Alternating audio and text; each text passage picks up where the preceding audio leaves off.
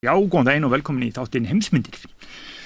Ég heiti Kristinn Theodorsson og ég að koma tilbaka hérna eftir 3 vikna frí, skellti mér til tenni eins og allir Íslendingar gera og pínur auðgaður. Ég ætlaði bara að vera frí í 1 viku en hérna svo atvikaðist að þannig ég fekk líka flensu og eitthvað og búin að missa aðeins niður gírinn en hérna til allra hamingju hérna komin maður til að bjarga okkur. Hann Sveinn Guðmundsson, mannfræðingur. Sæll. Velkomin í þáttinn. Takk fyrir að bjóða mér. Þú ert hérna félagins Ármanns Halldórssonar sem var hérna hjá mér. Já, við erum hérna miklir mátar, ræðum einmitt, ég kem með mannfræðivinkilinn og hann heimspekina. Nákvæmlega. Ég hérna mikill Star Trek aðdáandi, hann Harry Potter aðdáandi og svo þekkjum við svona ýmislegt sko, þannig að við erum alltaf að bera saman bækur. Snill. Já, ég mitt hérna fekk Ármann til að mæla með einhverjum til að tala við mig dúnmyndirnar. Af því að mér langaði allt í að tala dúnmyndirnar svona í heimspekilegum gír og það má líka alveg verið í mannfræðilegum gír. Og hérna, nú reynir á okkur hvort við séum alveg dúnfræðingar og kvikmyndafræðingar.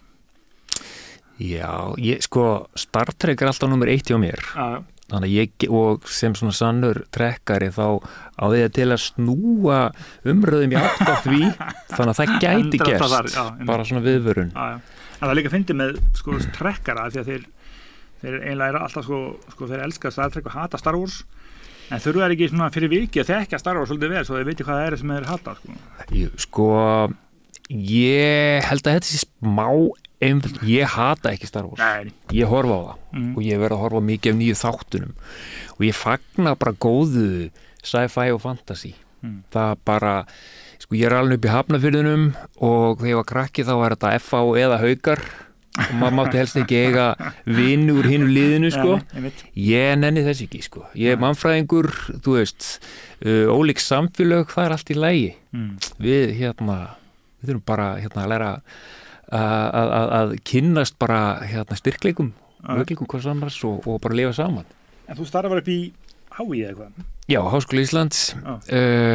Ég tók allt mitt nám þar fyrir utan eitthvað skiptinám og bara svo stuttu eftir ég kláraði þá færði ég mig yfir í stjórnsýsluna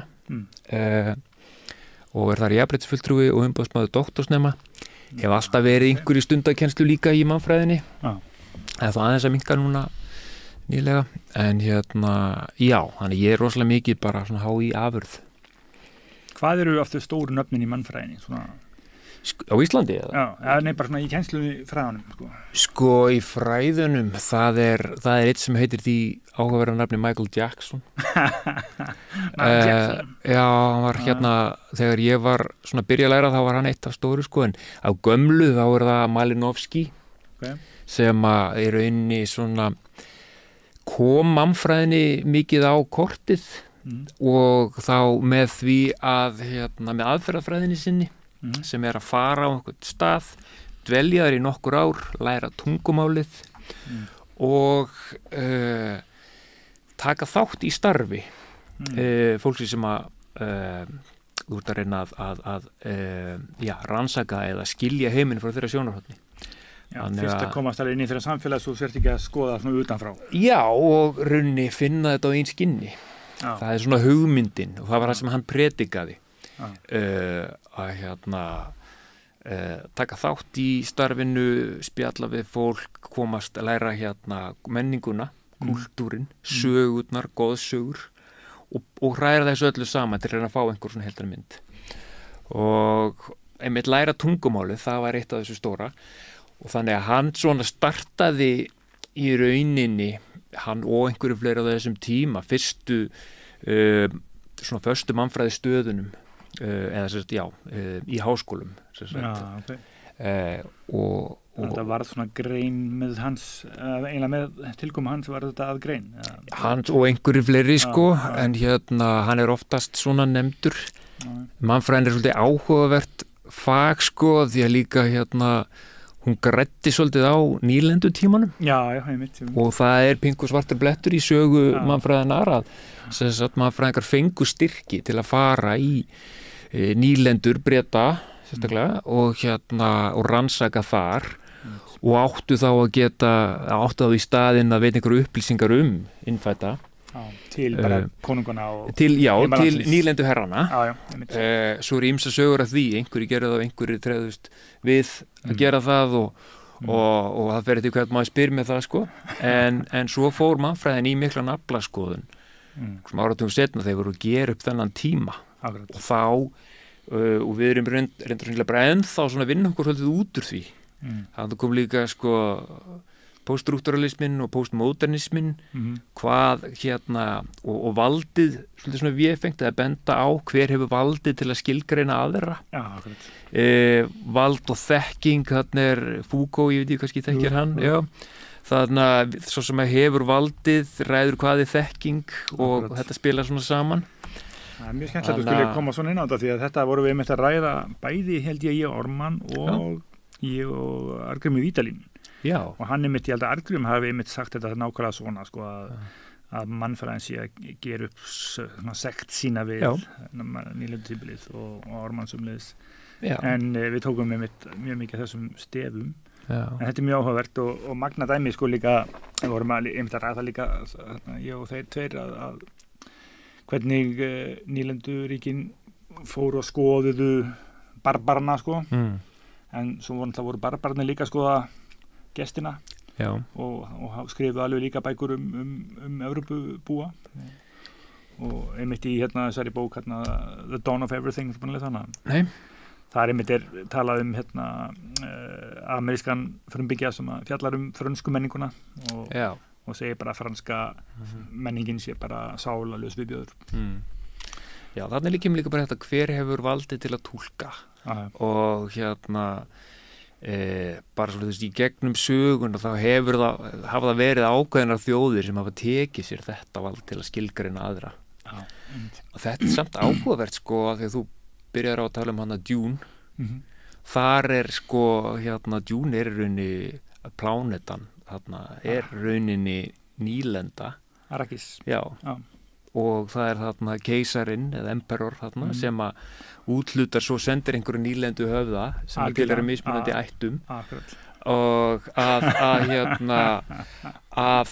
arðræna í rauninni plánetuna og fyrstu, íbúa hennar. Þannig að fremmenn eru svona eiginlega frumbyggjar Arrakis. Ég skildi það þannig. Keisarinn sendir fyrst Atreides-fjölskylduna til að sjá Arrakis og svo svíkur hann Atreides-fjölskylduna og sendir Harkonnen. Já, voru ekki fyrst Harkonnarnir og svo komu Atreides bækurnar byrja þegar Atreides að koma eftir að Harkonnen voru búin að kúa. Já, eftir þeir hefur klúraði, og svo var það rauninni kú. Eitthvað plott, já. Já, algjörlega. Og já, það mætti einmitt, sko, það einmitt það sem ég ætlaði svona að reyna að gera með þér að skoða, sko, þessar myndir og þessar sögur sjá, að því að það er svo gaman að tala við fólk hvernig það upplifir hlutina mismundi hátt sko. Sumir sjá Dune-söguna eða bækurnar eða myndirnar bara sem klassíst valdatafl góðs og ills eða átök góðs og ills og þá er svona ofurinnföldun að Atreides fjölskyldan sé góð og Harkonnen fjölskyldan sé ill. En mér finnst myndin og bækurnar alls ekkert verið það rauninni, ef við tökum Star Wars sem líkingu, það einhvern veginn svona klassíst form, ég meina Star Wars einlega, mætti allavega að segja svona, ég meina það hefur alveg verið útfært í setjum tíma útfærslum, en í upphafi var Star Wars einlega bara pjúra old school, illir og góðir sko. Bara Jedi eru góðir, Sith eru vondir, The Empire er vond og The Republic er gott. Þannig það er svona hefðbundin svart-hvít skipting í Star Wars. Við vitum hverjum við að halda. Já, ekki spurning þar sko. En það er alls ekki Dune að mínum að því sko. Nei, einmitt. Og sko eins og ég ætla ekki að þykist vera sérfræðingur í Dune, en sko það sem áhugavert þar líka bara með pólitíkin og svona valda pælingarnar og líka hvernig hann skrifar bækurnar. Við heyrum hugsanir svo margra. Já. Þetta stíll sem ég hef ekki oft séð í bókum. Einmitt. Að það bæði sko aðalhetjurnar og svo Harkonnarnir og bara alls og mér segja sko það sem virkar svo svona minni persónur við komumst inn í höfuð á þeim þeirra, þetta er líka svo miklir þetta er svona hugarleikir veit hann að ég veit að þú veist, og fram og tilbaka akkurat. Þannig að en rosalega margt þarna og með trúabrögð og hvernig þau byrja spádómar hvernig þeir byrja þetta er rosalega þú veist, áhugavert í þessum heimi hvernig þetta er sett upp og ég held að þetta sé rosalega eins og þú segir, það er þetta rýna í þetta á ólíka vegu þú veist, ég get byrjað að horfa á þú veist, þarna sem eitthvað dæmi með einhvern nýlendutíma eða eitthvað slíkt arðrán og valdið og það er engin frumregla eins og í Star Trek Sérstu, nú byrjaði ég að lauma Star Trekin sko. Það er hérna frumreglan að ekki skipta sér af menningu annarra og hérna sérstaklega ekki einhverju sem er ekki komin eitthvað ákveðið tæknistig og reyna að útskýra þetta sem sagt pælingin að Star Trek future-samfélagið eða finnur plánundu sem hefur ekki snert áður þá skiptir ekki að þeirra menningu fyrir en þeir eru komnir á kjarnungustíð komin á warp-stíð eru farin að geta ferðast út í geiminn af einhverjum svona miklum mætti og þannig er líka svo mikið mannfræði því að þannig er sko, við megum ekki fara inn í, við megum ekki gera eitthvað að nýlendu okkar við megum ekki arðræna þetta er það áhugaverða sko, þannig að þú veist, í Star Trek heiminum myndi allavega liðið sem að veist, þetta Federation eða sambandið sem er samband margra pláneta þau myndu ekki koma og arðræna Arrakis og út af kryddinu þarna og heldur myndi þú veist, ídeali býði eftir að þau eru komin með geta ferðast, eru komin þess að tækni og þá kannski semja við þau eða bjóða þeim í samfélagið og þá voru einhvern veginn að jafninga grundvelli en það er þessi útópíska það er útópían, Star Trek sko. Dún myndi ekki vera flokkast kannski sem útópía hún er nánast, sko, ég myndi segja að Dún er ekki dystópía heldur, ég myndi bara svona grimmileg pæling mannlegt eðli og það er eins og þetta sé eitthvað svona ég veit ekki, lénsherra fyrirkomlega, ég veit ekki hvað þarna eru sko það er einhver yfir og svo eru bara svona landshöfðingjar sem er úthlutað einhverju og ráða þá yfir öreigunum ef við förum í það sko það er svona feudalism á gameskala svolítið sko og þannig að þannig er þú veist ég vil segja að líta á þetta á marga vegu og ég ætla að lesa fyrir þig svona mína pælingu varandi Dún í þeim tilgangi að lefa þér að kommenta á það og hvort að það komið er eitthvað óvart eða hvort það sé algjörlega skjön við þína nálgun sko, Dún er Frank Herbert að velta fyrir sér vali og útreikningum því ættir og tribes og veistu, hópar, þeir reyna gjarnan að sigra aðra með klókindum við erum alltaf að reyna að vera það svo vitundi að það líf sem nær árangri á kostnað annarra helst ekki þannig en stundum er þannig svo má ég vel segja að allar vitundir takist á hver framvindan eigi að vera að það sé eðli tilverunar í rauninni getur við tveir sem vitundir framvindan að þessu samtali er í einhvers skilningi alltaf ekki endilega sko átök en það er val hvort að það verði svona hins einn og það verður einhvern veginn svona sameiginlegt val þannig að mætti segja að Frank Herbert sé bara velta fyrir sér svona grunneðli tilverunar Max klókindi er að hafa einfaldlega vitundum allar hugsanlegar tímalínur af því að sem sagt Paul Atreides er náttúrulega alltaf verið að reikna út hvernig hans ætt getur sigrað og hann reynir að gera það með greind og það gengur skeið nokkuð vel en svo kemur ljós að hann þarf hreinlega að geta reikna út allar tímalínur alheimsins þess að vita hvernig hann geti tryggt sinni ætt afkomið sinna ættar það er ekki alla skákleikina sko og það verður svo ekstrím sko því að sem sagt Herbert býr til forsendur fyrir svoleiðis þekkingu sem er The Spice og hann býr til aðstæður þar sem einhver ratar í það hlutverk að nota þá þekkingu til hins ítrasta og og þá verður tímalínan fyrir ákveðna útkomu ljós sem the golden path í bókunum.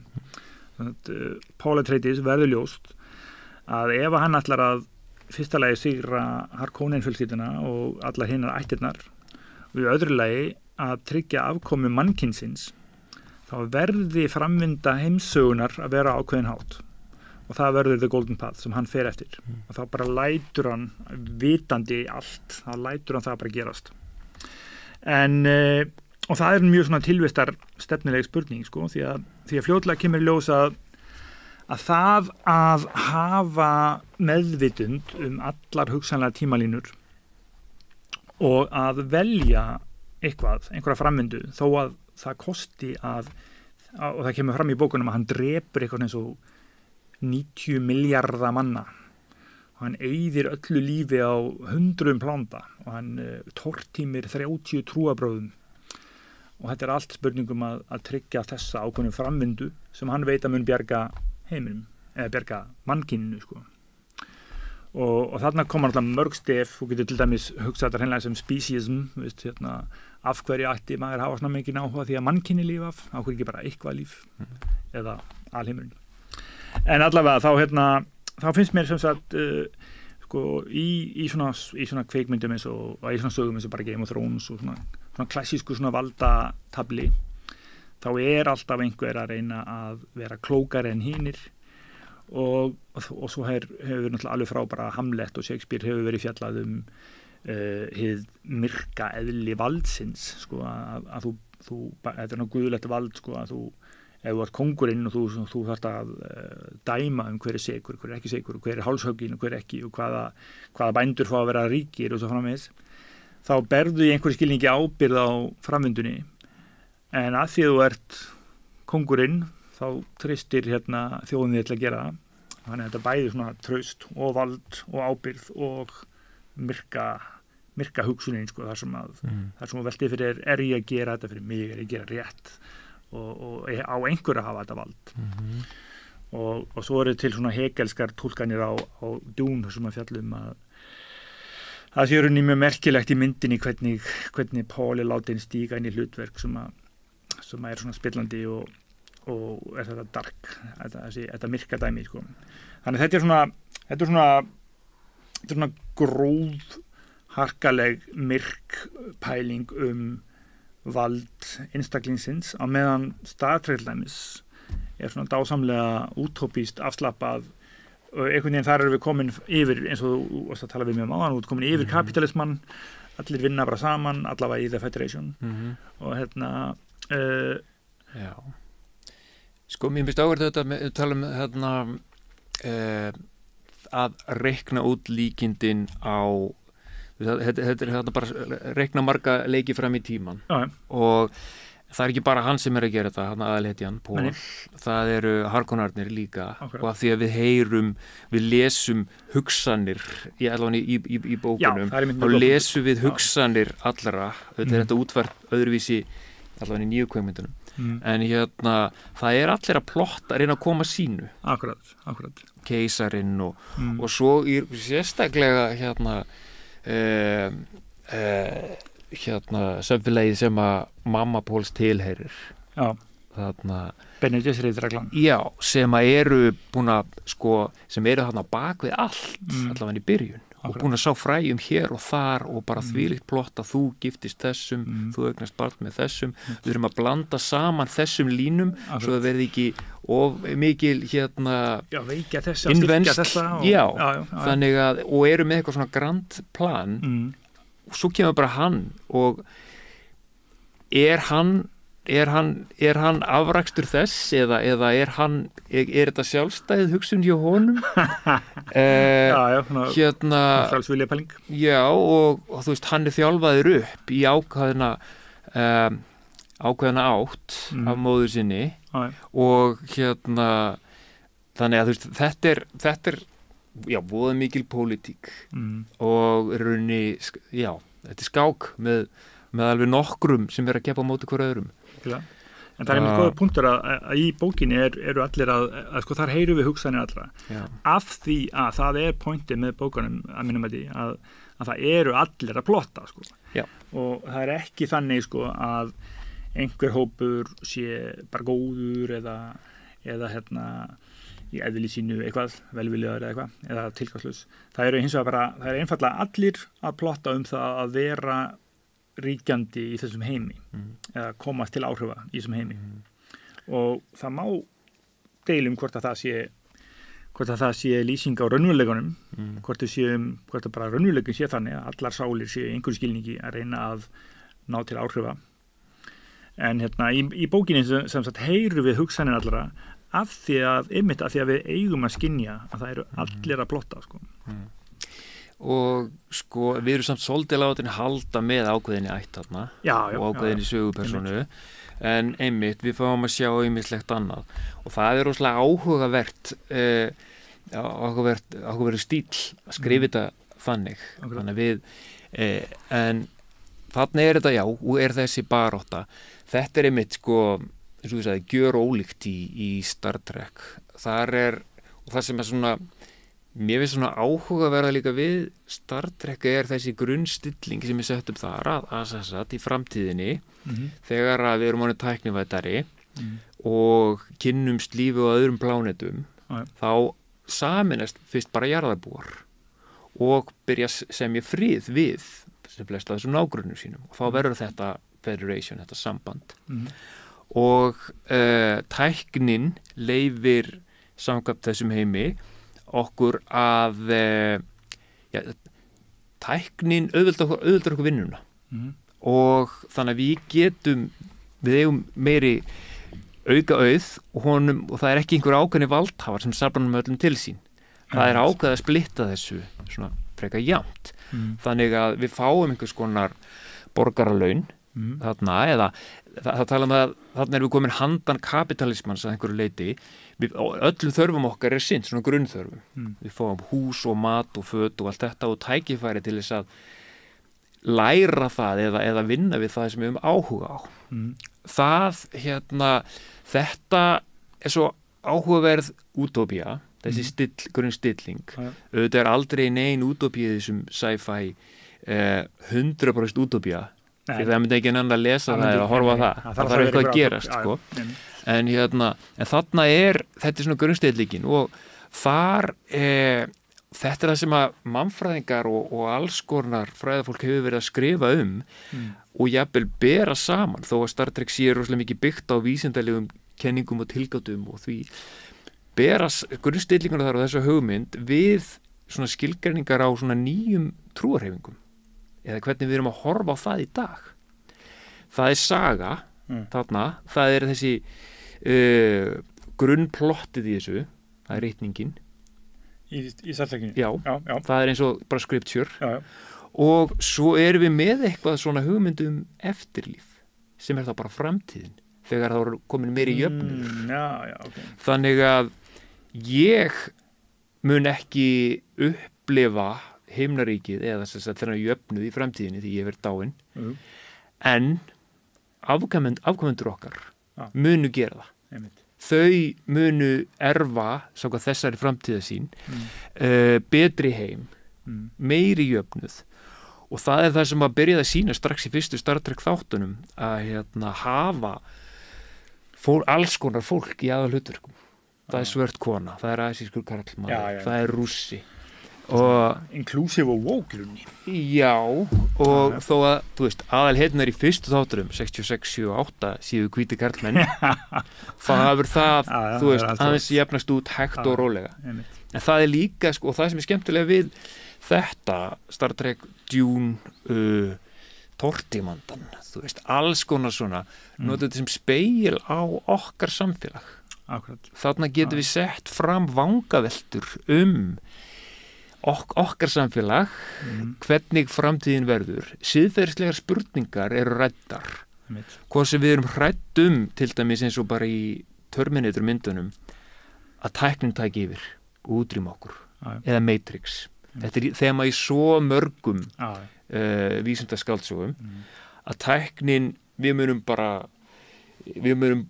missa tökin á henni og hún útrýmur okkur eða að við förum í eitthvað verðum eitthvað skonar fasista ríki það margar bækur og kvikmyndir sem snúst það.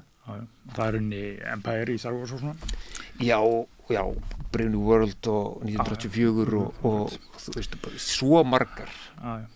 Þannig að hérna Equilibrium. Já. Fahrenheit 451 og þú veist, það svo mikið en þetta svo skemmtilegur vettvangur til að velta upp þessum hlutum og prófa hugmyndir, leika sér með það. Það gríðarlega skemmtileg hugmynd í einum Star Trek þættinum þar sem að tveir minnum mig aðilar fara saman í teleportið transporterinn, já. Og lenda í einum líkama. Já. Og svo verður þetta svona spurningum hvað einstaklingur og hver hvað. Þetta mjög típist fyrir Star Trek að koma búið til einhverja svona situasjón það sem að þar svo að leysa eitthvað svona ræða á siðferðislegum nótum og sko það ekki endan eins og að það leysist í lokin á þættinum því að pælingin að fá okkur til þess að hugsa.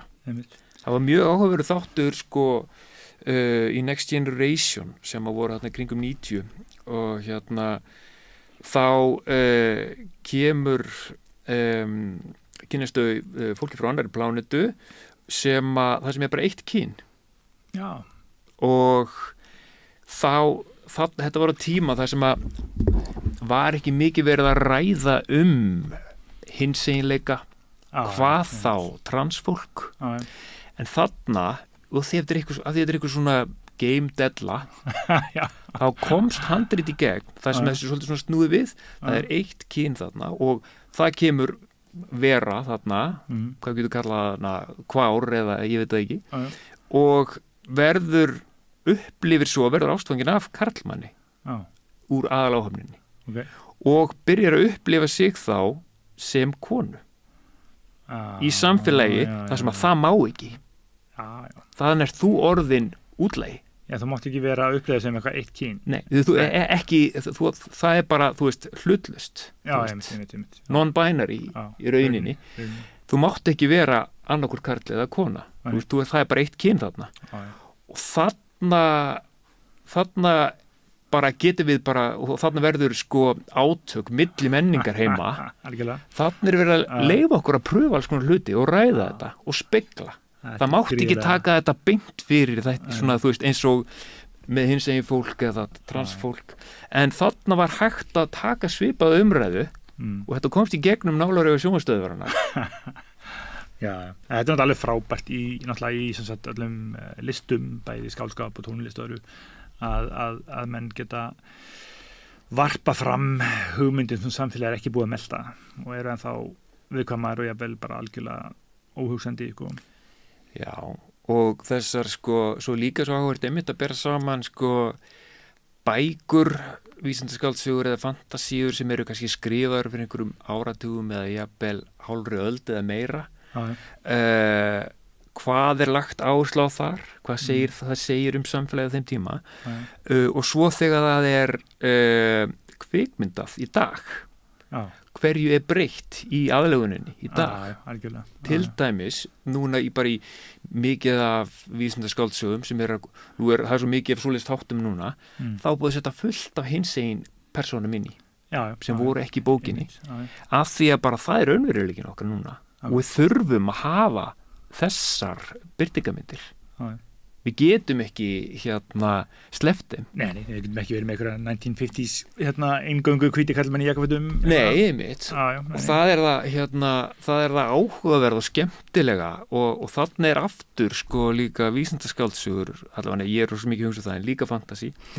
Þarna getum við, þú veist, nota þetta núna, þó þau eru kannski gamlar sögur eða sem að byggja einhverju gömlum hugmyndum, nota það til þess að sko útvika ramman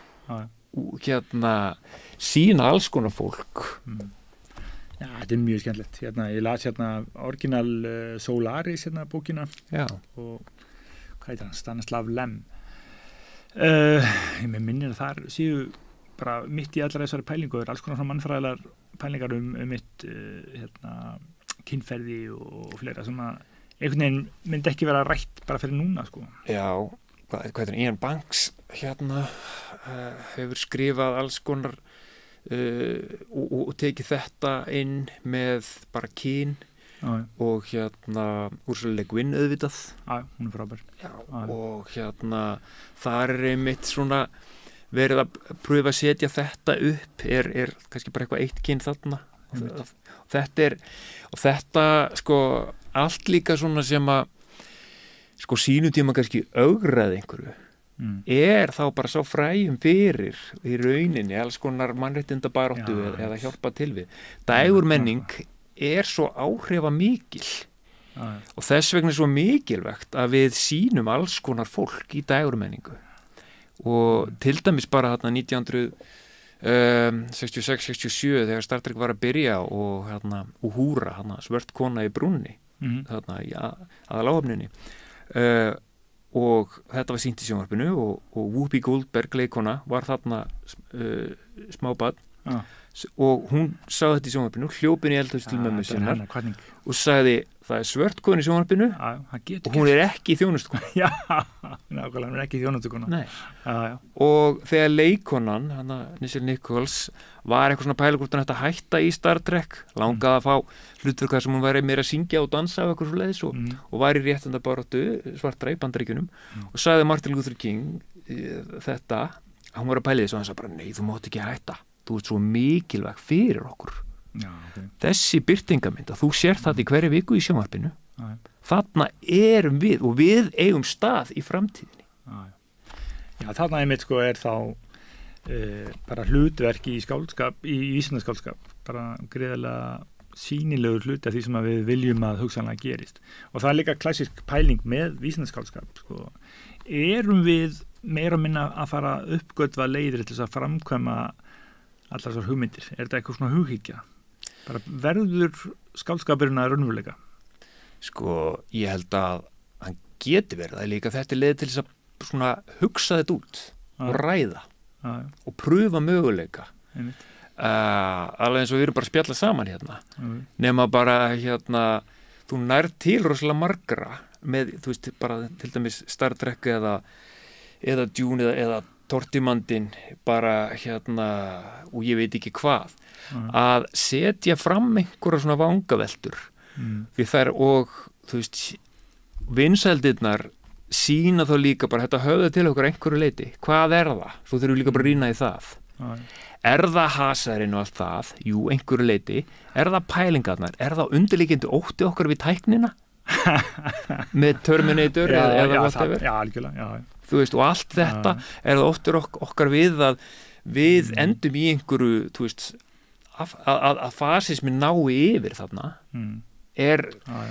þetta er vangaveltur og mjög mikilvægt eins og bara allar listir eru listir og heimspeki og vísindi og allt þetta þetta er bara svo þarna eru við að ræða hluti og mögulega næstu skref En Star Trek heimurinn er veraldlegur heimur, það er engin galdrar í honum og engin trúarbrögð nema svona, þau eru höfð svona til hliðar svona, eins og trúarbrögðin í okkar heimi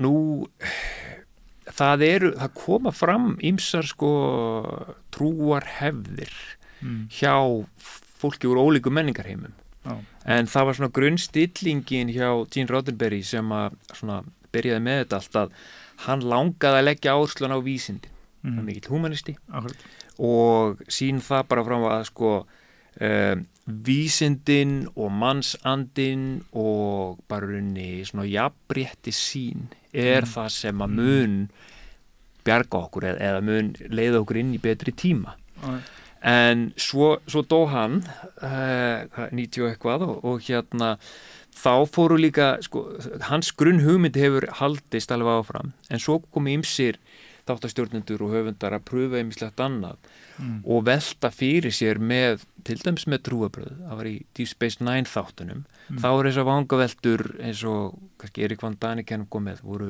guðnir geimfarar hvað guð? Er það kannski bara vera frá annarri plánetu fyrst við komin í þennan sci-fi heim og það bara stór umræða í Deep Space Nine þáttunum bara og hvernig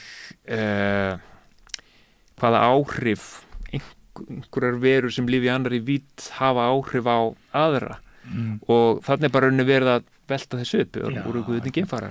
Og farin að tala víddir þá náttúrulega opnast allar hugsanlegar leiðir. Sko. Já. En það líka það er svo margt opið í þessum heimi. Það er hægt að velta svo miklu upp. Og það er klassísk pæling ef að tæknin er svo framandi þér að þér finnst þú að vera töfrar að þá geti viðkomandi virkað sem Guð fyrir þér. Já. Þannig að og það væri alveg auðvitað hægt að setja upp scenarió sem að fólk í nútímanum færi bara 50 ára aftur í tímanum myndi virka guðlegt fyrir því fólki sko. Það er spurningu samingi. Þannig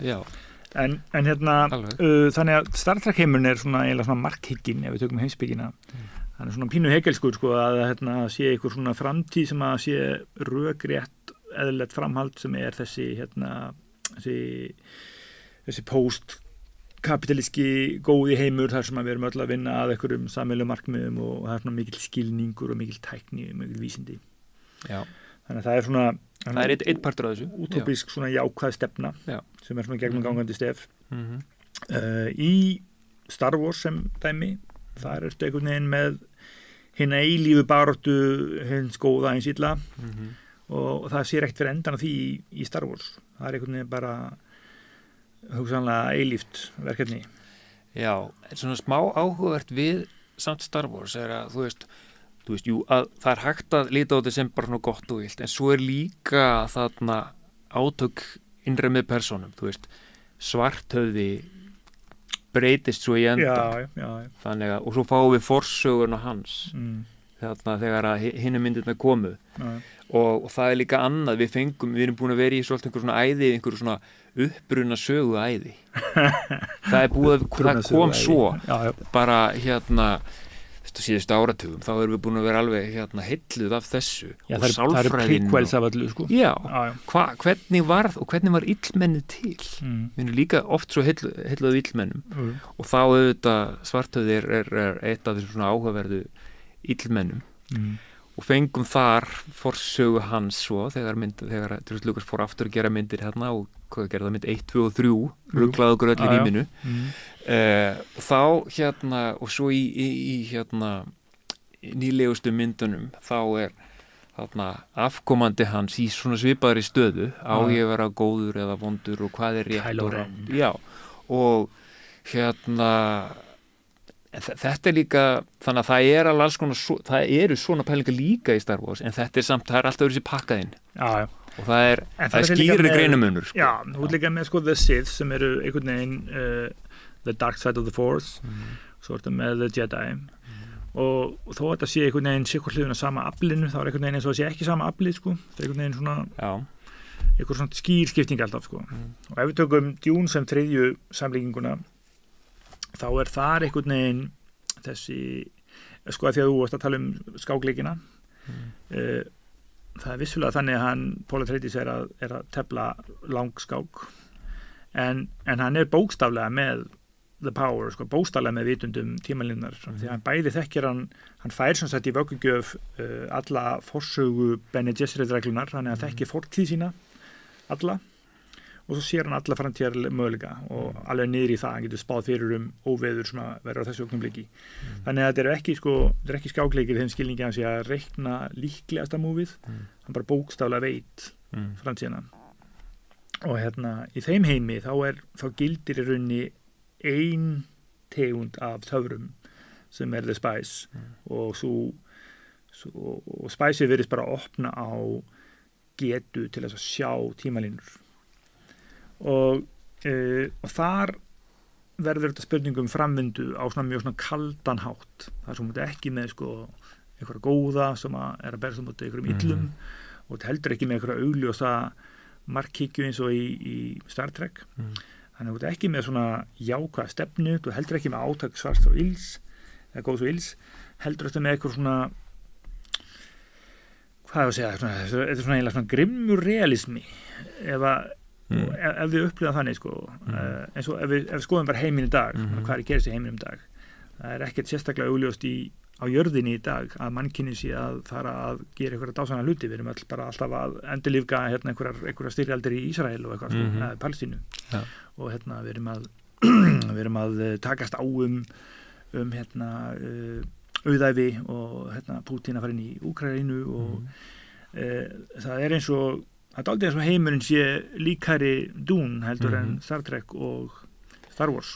Og sko í Star Trek samkvæmt sko því það gerist eftir nokkrar aldir í framtíðinni Einmitt. En við fáum alltaf vísbendingar að allt fór til fjandans áður við komumst á þannig að við erum ennþá í mögulegri Star Trek framtíð ef við og gerum alls konar rugl það verða alls konar stríð og þriðja heimsstyrjöldin og klónarstríð helst ég talaði eins og svipað í Star Wars en svo kemur þessu. Já, við lærum af þessu. Það er punkturinn þar. En jú, alveg rétt, sko, þetta eru valdaleikir í Dune og hverju má fórna til þess að fyrir þinn málstað og ég meina, ég held að sé engin sem telur sig við vera vondan. Nei. Pútín telur sig ekkert vera alltaf vondan. Hann ekki, þú veist, hann bara að gera það sem honum finnst verið rétt. Ég held að það verið Hegel sem sagði ilska góðmennska sem að sér sig sem algóða. Já. Veist, halda allir að séu að gera eitthvað gott en sumir eru einhvern veginn að gera illt. Alveg sem bara öllum finnst sín skoðun vera best. og þú veist. Og fínust. Já, ég meina það líka bara erfitt að komast út úr sjálfum sér. Þannig að En í þessum litteratúr, sci-fi, fantasy og allt þetta, þá einmitt, það mismunandi stíl, þú veist, í Star Wars það svona nokk skýrt, við vitum alveg svona hver eru góðu. Í Dune, jú, við vitum svolítið hver eru góðu, en við fáum innsýn inn í alls konar plott. Í Star Trek þá vitum við svona nokkuð en jú, það Federation, en stundum eru þau að gera mistök eða stór efast það sem þau gerðu, hvort að það hafi verið gott og að setja sér alls konar svona síðarreglur eins og frumreglan að það má ekki skipta sér af fólki, af öðrum samfélögum við megum ekki trufla þeirra, þú veist, bara að þau vaxi og dafni þannig að þetta já, það ótrúlega hvað sem að kalla það heimspeki, mannfræði, félagsvísindi pælingar í þessu öllu og samfélagsgerðir og ég held að þetta sé allt bara við erum að velta fyrir ykkur hvert erum að fara hvað góð leið til að fara og það sem mér finnst svo áhugavert líka bara öll áhrifin sem þetta hefur á okkur og nú ég alltaf að hoppa inn í þessar sögur hvað sérum? Þessi menning, þessar sci-fi sögur þessi dægurmenning og bara, þessi partur af dægurmenningu og ég alltaf að hoppa inn í Star Trek, sorry en þar sko því að Star Trek líka svo áhugavert dæmi af því að þau eiga sér svo digga aðdáendur Star Wars miklu vinsælla en hitt svona meira köld fólk verður svo margir verður svo miklir aðdáendur og það eru sko aðdáendaklúbbar sem kalla sig bara, þú veist, Starfleet og að hittast og eru að sinna sjálfboðastarfi og eru með þessa fyrirmynd þarna og þetta kemur áhugavert þessi svona tilraun sem að mannfræðinga að líka þessu við svona smá sko, við getum þess að trúarbrögð eða bara svona skipulagða félagsstarfsemi húmanisma mögulega eða hvað sem við köllum það en þannig verið bara, þú veist, það eru hópar út allan heim sem eru að byrja að reyna að sá fræðin fyrir þessari framtíð og þá erum við afturkomin í dúnpælinguna því að það er búið að sá fræjum trúabræðana að Muad'Dib eða hann komi sko bara þannig þetta veit ég ekki mögulega gerast í alvörinni. Ég meina pælingu sem var að hugsa núna þegar þú varst að segja þetta sko, að það er svolítið gott sko, að því að Dune-arkið, nú erum við aðeins að spoila sögunni sko, en Dune-arkið þannig þegar í seinni bókunum sko, að sem sagt, Paul verður einlega guð, hann verður alvitur, þekkir öll allar tímalínur og hann gerir allar svo hræðilega hluti til þess að tryggja afkomu sinna rættar og mannkynsins, drepur milljarða manna og alltaf sko. Svo eru hans afkomendur Líto og Líto annar verða líka svona guðir og drekka the spice og allt það sko. En pointið sko að kemur að því í bókunum að þar næsta kynslóð af Atreides-fjölskyldunni velur að drepa Paul af því að, og eyða þessum möguleika, eyða þessu spæsi, af því að við sem mannkyn viljum þrátt fyrir allt ekki hafa þessa getu til þess að hafa við viljum ekki vera alvitur og það svona kannski svolítið kristileg svona, veist þetta er svolítið svona Adam og Eva í aldingarunum, ætlar þú að býta í epli af skilningstrénu sko og við sem sagt viljum í rauninni ekki í þessum bókum, það viljum við rauninni ekki hafa þetta val að því að valinu fylgir svo mikil ábyrgð og sem bara vitundir í heiminum þá viljum við frekar bara leyfa framvindunni að vera svo hann verður án þess að vita hver hún er og velja hana með öllum þessum andlega siðferðilega kostnaði. En svo sem sagt mætti segja að í Dún sem sagt þá klárum við þetta ark og við eyðum spæsinu og heimurinn hættir að hafa þennan möguleika á að vera í þessum grimmilega fútúrisma. Og hver er það framtíðin? Kannski er hún Star Trek. Kannski er það sko endirinn á möguleikanum á þessum útreiningum sem að býr til möguleikan á samkenndar samfélagi. Það er aldrei ekki skemmtileg svona pæling ef að annað er einhvern veginn líkillin að þessum erfiðleikum heitir það ekki sko. Tengt þessu ekki alveg eins en er líka bara manga veltur erfðatæknina.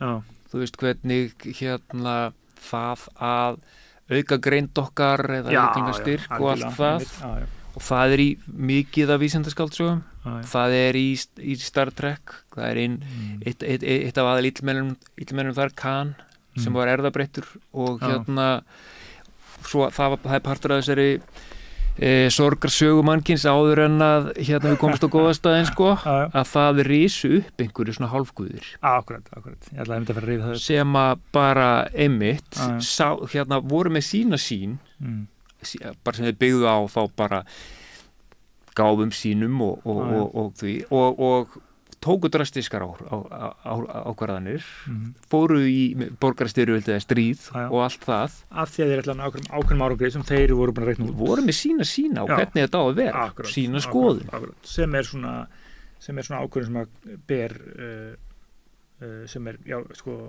ber ábyrgð tekur ákveðin og tekur drastískar ákvarðanir og sem að kosta sársökaði lífi eða ýmislegt þetta er í mörgum sci-fi og vangaveltu bara þetta en þetta myndi ég segja sko að þess vegna er ég búin að vera að reyna sko að mála þessa mynd sko að mér finnst Frank Herbert í Dún í rauninni vera að tala sammannlega pælingu og mér finnst þú komið mjög vel inn á það núna sko einmitt að við erum alltaf að sjá fyrir okkur einhverja framtíð þar sem að við annarkvort verðum miklu greindari eða miklu upplýstari eða miklu tæknilega sterkari og ef einhver einn hópur eða ein vitund fær allt þetta vald þá myndast þessar aðstæður sem hann hefur ákvörðunarvald og það ber og því fylgir allir þessi ábyrgð og allir þessi sálfræðilegi glundróði og við erum strax farin að sjá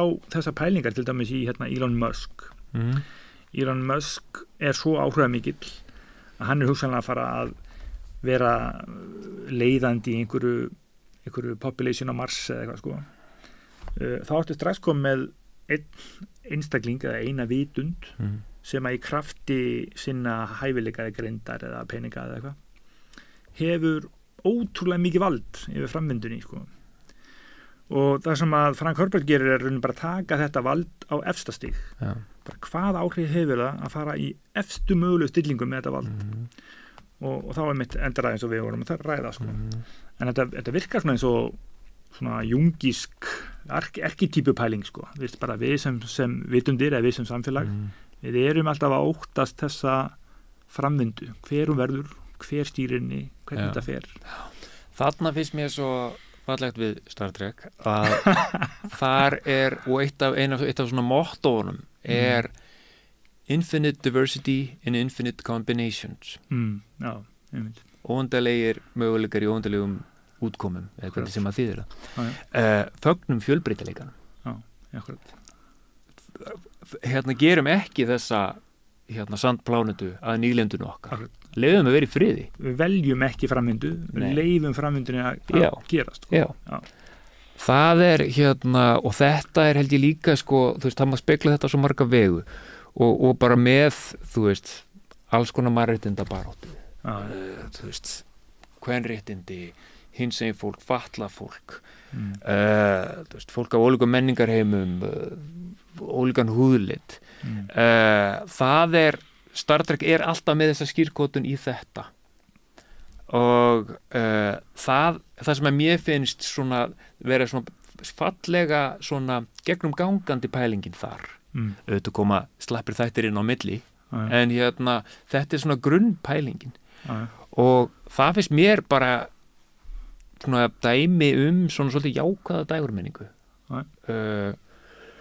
og færir sumum allavega einhverja von þannig að ég mjög ánægð með þetta ég heldur sem búin að binda þetta aðeins saman þessa pælingu sem ég allavega var að reyna að koma með og mér finnst þetta mjög skemmtilegt að einmitt, ef við segjum að Dune endi á því að þeir hafna getunni til þess að velja eina framvindu og fagna fjölbreytileikanum í því sem það þá ertu þetta komin í útópíuna þína en við döðrum aðeins við áðan án þess að fara almennilega inn á það eru stef bæði sem þú átt að lýsa í Star Trek en þau eru bæði í Star Wars og Dune þar sem að einhver svona trúaleg spá eða svona messianic spádómar og trúarhugmyndir fá svona forspárgildi og það alltaf þessi spurning með hænuna ekkið hvort að hugmyndin hafi mótað framvinduna eða öfugt og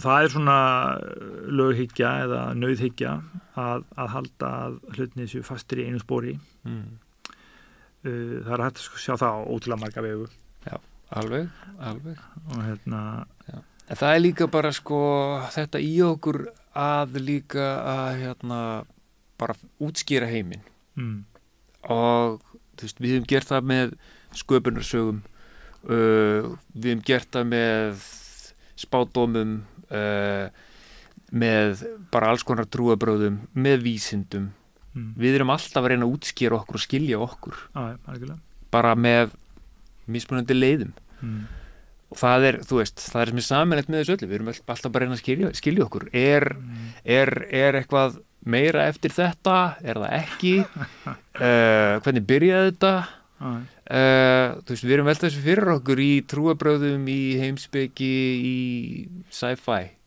í Dune, í Star Trek, Star Wars það að skilja okkur og svo semjum við sögu aftur í tíman og svo trúum við þeirri sögu og svo líða 100 ár og þá næsta kynslóð með töluvert breytta útgáfu af sögunni og svo saga eiginlega alltaf í einhverju svona gerjun kannski með einhver svona föstum stefum eða rauðum þráðum en alltaf í einhverju gerjun og þá kemur svona hughyggjuspurning hvort að við lifum einfallega í sögu sem við erum alltaf að semja Já, alveg eins og bara goðsagnir við heim og goðsögur eru svona dæmisögur við erum að velta þessum hlutum fyrir okkur og stundum eru svona svipaðar pælingar í ólíkum menningarheimum og vakna upp sömu spurningar, sömu leksíur sköpun, þetta eitt af einhverjum svona eitthvað grunn elementum í okkur að og mér er svo áhugavert núna fyrst að við erum komin aðeins líka svona trúarlega brautir Nick Cave tónlistarmaður mér finnst hann mjög áhugaverður hvernig hans blandar trúsinni á Guð inn í texta og inn í sína vangaveltur hann talar að hann sjái Guð í samskiptum og í sköpun þegar í orðinu þar eitthvað guðlegt þegar við erum að skapa hann samfélagi hérna Into My Arms. Já. Þar einhvern veginn hann að tala Guð, en einhvern veginn ekkert sérstaklega á einhvern svona kristilegan hátt, sko. I don't believe in an interventionist God. Já. En mér finnst þetta mjög skemmtilegt, sko. Mér finnst hérna, að þegar nú höfum við í þessum þætti mínum hérna, dálítið mikið verið að spá í trúarbrögð, sko. Og það er einmitt þessi, sko, annarkvort þetta með tvíhyggjunálgin, þar sem að þú ert trúleysingin sem segir að trúarbrögð séu bull og Guð sé ekki til. Eða þú ert með kannski heimspekilegri nálgun sem að segir einfallega að hið trúalega tungutak sé að reyna að lýsa einhverju veruleika sem að er þá hugsanlega huglægur eða tilfinningalegur og hérna og ef þú hefur þolinmæði fyrir þeirri málnotkun þá til dæmis hugsanlega skiluru Nick Cave allt öðru sér en heldur hann að gera, sko. Já, en ég finnst líka bara, sko, og þarna kemur kannski mannfræðan upp hjá mér, þú veist, og Star Trek, fjölbreytileikanum, við getum séð, þú veist, akkur er mín sýn á heiminn best? Hún er ekkert best, ég er bara einn af maurunum. Með að við erum ekki að drepa hvort annað, þá getum við haft ólíkar hugmyndir, ólíkar skoðanir. Og við getum ekki svarað þessum stóru spurningum fyrir en, já, kannski aldrei. Við vitum ekki hvort það sé til Guð með við erum lifandi. Nei, en ég get virt og ég get virt þína skilgreiningu á því og þína trú á því þó að mín sé önnur. Þannig að þetta er bara ólíka sögur. Algjörlega. Herri, við skulum bara fara að slá botnin í þetta, held ég. Eitthvað séð þú? Já, takk fyrir mig, þetta var mjög gaman. Já, virkilega gaman, mjög gaman að hafa þig.